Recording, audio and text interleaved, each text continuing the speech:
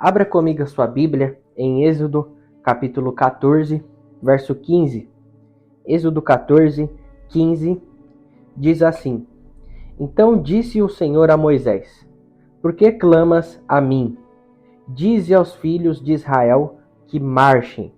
Vou ler novamente. Então disse o Senhor a Moisés: Por que clamas a mim? Dize aos filhos de Israel que marchem.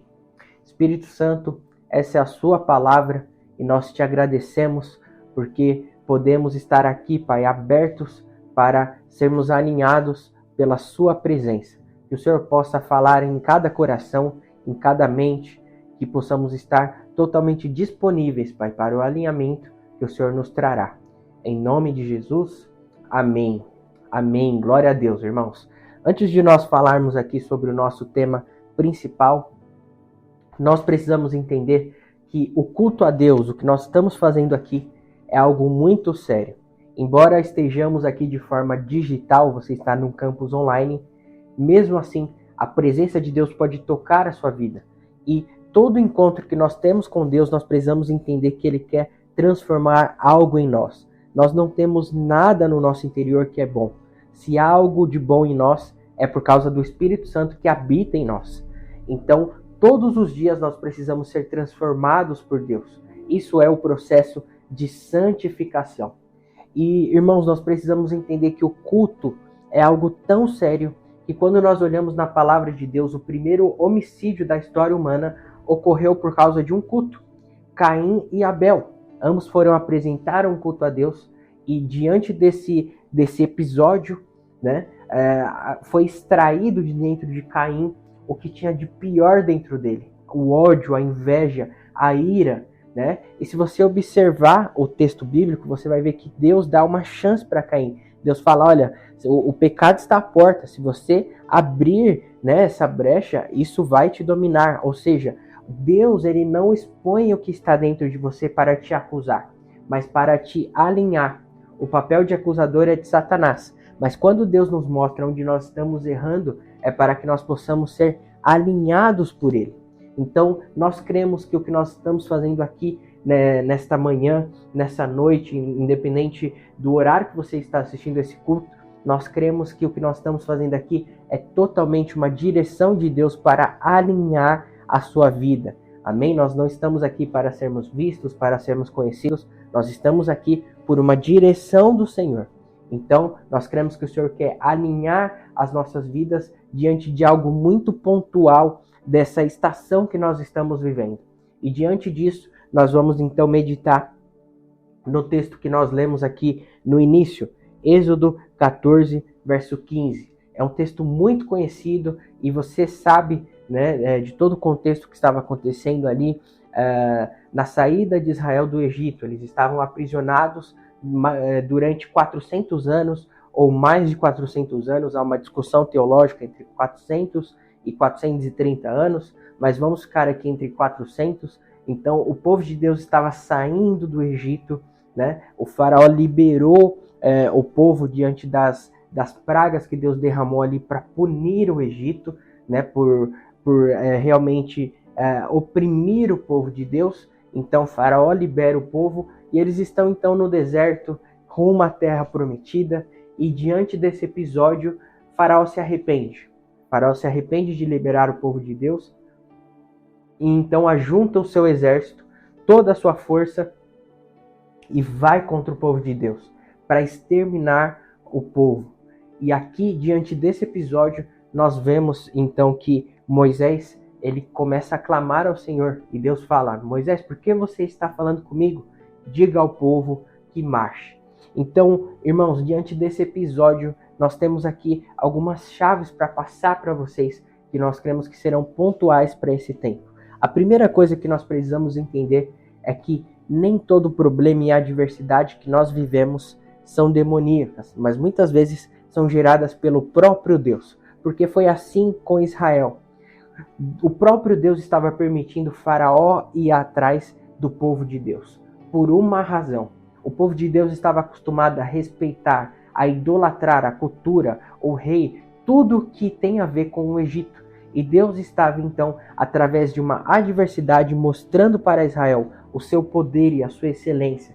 Deus estava permitindo Faraó ir atrás do seu povo para mostrar a eles que ele era superior ao poder de Faraó. Deus não estava preocupado somente em tirar o Israel do Egito, mas sim de tirar o Egito de dentro de Israel, certo? Então, muitas adversidades, muitas circunstâncias que nós passamos, talvez nós estamos orando, Deus, tira esse problema da minha vida, eu não estou aguentando mais, o exército está vindo atrás de mim, e na verdade Deus está usando isso para mudar o que está dentro de você, né? Então, irmãos, nós precisamos entender que na adversidade, Deus está nos ensinando algo. Foi assim com Israel. E diante desse cenário onde iria começar uma escola de Deus para tirar o Egito de dentro de Israel, olha o que Êxodo 14, verso 1 nos mostra. Olha que interessante. Êxodo 14, verso 1. Então falou o Senhor a Moisés, dizendo: Fala aos filhos de Israel que voltem e que se acampem diante de Pi-Airote, entre Migdol e o mar, diante de Baal-Zefon. Em frente dele assentareis o campo junto ao mar. Então olha que interessante, irmãos. O povo de Deus está fugindo do faraó. Eles olham para trás e veem, eles enxergam todo aquele exército vindo diante deles. E Deus então fala para eles: olha, voltem um pouco para trás, voltem na direção dos seus inimigos. Olha que loucura aos olhos naturais, né? Mas o interessante aqui é que Deus fala: vocês vão voltar até ficarem de frente de Baal-Zefon. Aqui nós precisamos entender algo, irmãos. Quando Deus derramou as 10 pragas sobre o Egito, Deus estava punindo os 10 principais deuses que o Egito adorava. Um exemplo, Deus transformou a água em sangue, mas não foi qualquer água, foi a água do rio Nilo. O Nilo era um falso deus egípcio, era um deus que os egípcios adoravam, um principado maligno. E Deus estava então humilhando as forças desse principado, mostrando para Israel que o seu poder, a sua força, né, a sua onipotência, onisciência era muito superior à dos deuses egípcios. Deus estava mostrando para Israel, resgatando no coração de Israel a verdadeira adoração, realmente o nome de Deus. Era isso que Deus estava fazendo. Então Deus derramou 10 pragas sobre o Egito, punindo os 10 principais deuses que eles adoravam. Mas quando você estuda a cultura egípcia, você descobre que entre os principais deuses faltou um para que Deus oprimisse aquela força. E esse Deus era exatamente Baal-Zefon. E olha que interessante, irmãos. Baal-Zefon, ele também era adorado pelos filisteus. Ele é conhecido como Dagon, né? Os ninivitas também adoravam esse Deus. E o interessante é que Dagon, ele é um falso deus, né? E a sua estátua era composta por uma imagem de um homem metade peixe e metade humano. Ou seja, essa imagem ela tinha a ver com o mar, com águas. E exatamente qual foi a última coisa que Deus fez para punir o Egito? Abrir o Mar Vermelho, os israelitas passarem, né? E o mar se fechar diante dos egípcios. Ou seja, Deus estava oprimindo a última força maligna que estava ali diante do povo de Deus, mostrando a sua superioridade, mostrando que ele era o Deus todo-poderoso, que ele está acima de todo trono, todo principado. Então, realmente a saída de Israel do Egito foi uma escola. Deus estava ensinando aos israelitas algo transcendental, algo que mudaria realmente a mentalidade deles. Então aqui nós aprendemos a nossa segunda lição. Nem sempre que Deus nos manda voltar, nem sempre que Deus nos manda retornar, né, ou retroceder, significa que nós estamos perdendo tempo. Na verdade, quando Deus nos manda retroceder, Ele está nos usando para derrotar inimigos espirituais, inimigos invisíveis que nós não vemos aos olhos naturais. Mas nós precisamos resgatar esse princípio na nossa geração, irmãos. A nossa luta não é contra carne ou sangue, mas contra principados e potestades. Efésios 6,12 nos ensina isso.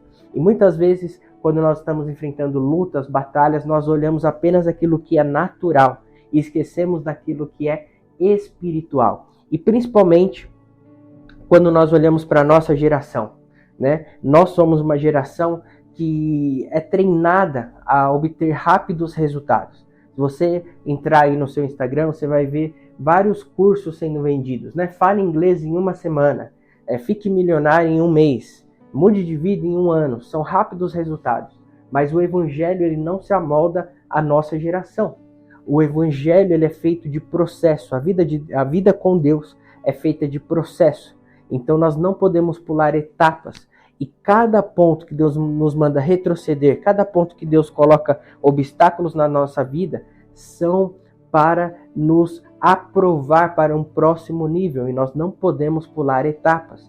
Então, irmãos, a nossa obediência diante de tudo que Deus nos manda é algo muito pontual para este tempo. Nós estamos vivendo dias difíceis, nós estamos vivendo dias de muitas adversidades, mas obedecer a Deus, mesmo que pareça uma loucura a direção que Deus está nos dando, será algo que fará toda a diferença na nossa caminhada com Ele.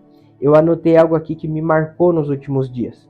O que derruba muralhas não são os gritos do 7º dia, mas o silêncio dos 6 dias. Você se lembra quando o povo de Israel estava diante das muralhas de Jericó? A Bíblia nos fala que no 7º dia eles gritaram e as muralhas ruíram, mas durante 6 dias eles deram 7 voltas por dia em torno da muralha em silêncio. Então, o que derrubou a muralha não foi simplesmente o grito do 7º dia, mas a obediência, o silêncio dos 6 dias. Tem muita gente fazendo muito barulho para conseguir bênçãos, para conseguir vitórias, e estamos esquecendo do principal, irmãos, que é a obediência a Deus. Israel estava obedecendo a Deus, e mesmo que aos olhos naturais parecesse retroceder uma perca de tempo, aos olhos espirituais era a estratégia perfeita para Deus destronar os inimigos espirituais de Israel. Então, repita aí comigo nesse momento. Mesmo que eu não entenda, Deus está no controle. Amém? Mesmo que você não entenda, Deus está no controle. Nós precisamos aprender a confiar em Deus. E é por isso, irmãos, que nós cremos que essa é uma palavra muito pontual para os nossos dias, para o nosso tempo. Nós estamos vivendo dias difíceis, nós cremos que Jesus está voltando, nós cremos que nós estamos vivendo realmente os últimos dias, e se você é uma pessoa que ama a Deus, se você é uma pessoa que quer ter uma família segundo o coração de Deus, se você é uma pessoa que quer viver em santidade, se você é uma mulher que quer se doar aos seus filhos, quer amar o seu marido, se você é um homem que quer honrar a sua esposa, ser forte, ser santo, se você quer andar na contramão desse mundo, você certamente está vivendo muitas adversidades, porque nós estamos sendo bombardeados pelo mundo espiritual. O mundo espiritual está invadindo o mundo natural e as pessoas não estão se dando conta. Então, quando nós falamos desse episódio bíblico que nós estamos citando aqui para vocês, nós entendemos que nós estamos vivendo os mesmos dias. Deus está nos tirando de uma escravidão mental. Nós estamos vivendo realmente uma transição no reino de Deus. Deus está mudando a nossa mentalidade. Deus está renovando a nossa mentalidade através da sua palavra. Nós estamos saindo de uma escravidão do Egito, do mundo, e o inimigo está tentando tomar posse disso, né? Tentando pegar isso de volta, tentando pegar a nossa mentalidade de volta através de bombardeios na mente, tantas adversidades, e nós não podemos olhar para o que é natural. Nós precisamos entender que nós estamos vivendo dias de batalhas espirituais. E diante disso, irmãos, nós precisamos entender que não adianta guerrearmos batalhas espirituais de forma natural. Talvez você é uma pessoa que está exatamente se vendo em tudo isso que eu estou falando. Parece que o inimigo está tentando te puxar para trás, te puxar para o nível que Deus está te tirando. Talvez o inimigo está tentando te puxar para aquilo que você já saiu. O inimigo está tentando te trazer de volta para o Egito, de volta para a prisão que você já saiu, que Deus já te tirou. E você está olhando para tudo isso e está tentando guerrear contra isso com estratégias humanas. E Deus hoje te fala, isso é espiritual e precisa ser enfrentado numa esfera espiritual. Então, quando nós falamos de batalha espiritual, alguns erros que as pessoas mais cometem Eu citei 3 aqui, vou citar 3 para vocês. A primeira coisa é ignorar a guerra. Então, muitas pessoas até sabem que estão passando por batalha espiritual, mas estão ignorando a guerra, falando, não, isso aqui não tá bom na minha vida, tudo bem, vai jogando para debaixo do tapete e vai seguindo a vida. Então, vai ignorando a batalha espiritual. Segunda coisa que mais acontece é não perceber a guerra. Então, são pessoas que estão enfrentando problemas, estão enfrentando adversidades, sempre caem no mesmo ciclo, sempre tem o mesmo trauma, a mesma decepção com certo tipo de pessoas, sempre tem o mesmo problema financeiro, são ciclos que se repetem, mas não percebem que isso é algo espiritual, tratam como se fosse algo natural. E a terceira coisa que mais acontece é a pessoa até sabe que está em uma batalha espiritual, mas enfrenta essa batalha de forma rasa. O Satanás quer destruir a família da pessoa, ela não consegue fazer um jejum pela família. Né? Satanás está atrocidando os filhos dessa pessoa, ela não consegue fazer um propósito com Deus pela vida dos filhos, ela não consegue fazer um discipulado com os filhos, não consegue orar com eles, entende? O inimigo está atacando em alto nível e a resposta é em baixo nível.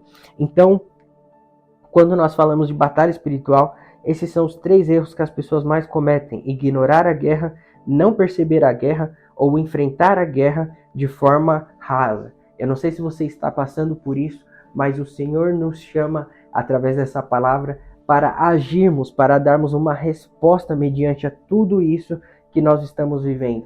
É hora de agir, irmãos. E algo interessante aqui nesse contexto de Israel é que quando então Israel eles voltam para diante de Baal-Zefon, diante desse principado espiritual, Moisés começa a orar a Deus, Moisés começa a clamar a Deus: Deus, o exército está chegando perto da gente, o exército está vindo, eles vão nos matar, o que eu faço? E Deus dá uma bronca em Moisés. Deus fala: Moisés, por que você está orando? Você já viu na Bíblia alguém tomar bronca por orar? Moisés tomou bronca. Por quê? Porque ele estava orando numa hora que era momento de agir. Existe um momento de orar e existe um momento de agir. Talvez você ainda está orando por coisas que Deus já falou que é hora de você agir. Então, diante desse cenário, Deus deu uma bronca em Moisés. Moisés, não é hora de orar, é hora de marchar. Diga ao povo de Israel que marche. Então, existem momentos, irmãos, que são momentos de ação. E nós estamos vivendo esses dias. A igreja tem muita teoria. E quando nós olhamos para o mundo, Satanás está colocando em prática muitas coisas. Quando nós olhamos para crianças, quando nós olhamos para jovens, adolescentes, quando nós olhamos para casamentos, para princípios eternos, né? Quando nós olhamos para nascimento de crianças, nós não temos mais teorias, irmãos. Nós temos fatos, nós temos ações. Todos os dias Satanás está atacando as crianças, atacando as famílias, atacando recém-nascidos através de aborto, através de ideologias. E nós estamos com muita estratégia, com muita coisa muito teórica. Nós precisamos ser práticos. O que Deus nos deu é hora de agir, é hora de nós avançarmos. Amém? Então, irmãos, diante disso, Deus falou uma palavra pontual para Moisés: diga ao povo de Israel que marche. Então, essa palavra marche, nós cremos que é algo muito pontual. Nós temos que entender que nenhuma palavra sai da boca de Deus por acaso, né? Então, diante dessa palavra marche, o Senhor nos deu 6 chaves pontuais para esse tempo, através de um acróstico. Então, a palavra marche, a primeira letra aí é M. Nós cremos que M está nos falando sobre mergulhar. Então, o que isso significa? Há pessoas que estão andando com as águas no tornozelo quando se trata das promessas de Deus. Talvez Deus já te deu promessas, Deus já te deu sonhos, projetos, e você está andando com a água no tornozelo. O que isso significa? Você não está mergulhando, você não está entrando de cabeça no que Deus já te falou que Ele tem para sua vida. Você só está namorando o propósito de Deus. Você só está namorando o sonho ou o projeto que Deus colocou no seu coração. Você ainda não teve coragem de mergulhar de cabeça. E, irmãos, esses são dias intencionais. Nós precisamos mergulhar de cabeça naquilo que Deus já colocou no nosso coração. É tempo de você falar: Deus, eu vou mergulhar tão fundo que se der errado, eu não sei o que vai ser. E talvez você fale: Kennedy, isso não é loucura? Não, isso é dependência total na palavra, na direção que Deus te deu. O Senhor está nos chamando para um nível de dependência. Amém? A letra A, nós queremos que fala sobre um tempo de aprendizado. Nós precisamos entender que a vida com Deus é uma eterna escola, irmãos.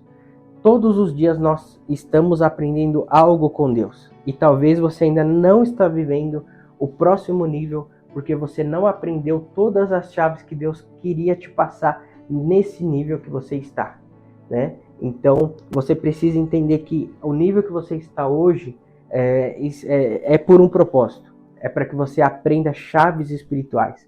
É para que você aprenda o que Deus quer falar com você. Então, é tempo de aprender. Não murmure, não fique reclamando. Pare e reflita. Deus, se eu estou aqui, o que o Senhor quer me ensinar? Eu estou aberto para aprender. Então, é um tempo de aprendizado. Amém? A letra R nos fala sobre respeitar os processos.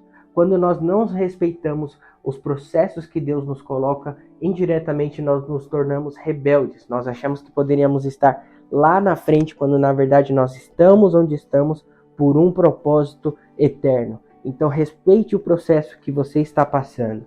Amém? A letra C fala sobre nós crermos, fala sobre fé. O mundo precisa ver para crer. O cristão precisa crer para ver.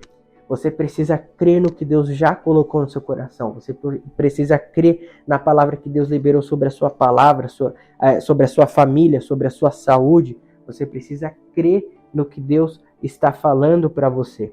A letra H, nós cremos que fala de humildade. Não tem como nós vivemos os propósitos de Deus sem humildade no coração. Nós estamos vendo muitas pessoas se perdendo por causa do orgulho, porque não pedem mais ajuda, porque não dependem mais umas das outras, e nós somos o corpo de Cristo, irmãos. Nós precisamos uns dos outros. Amém?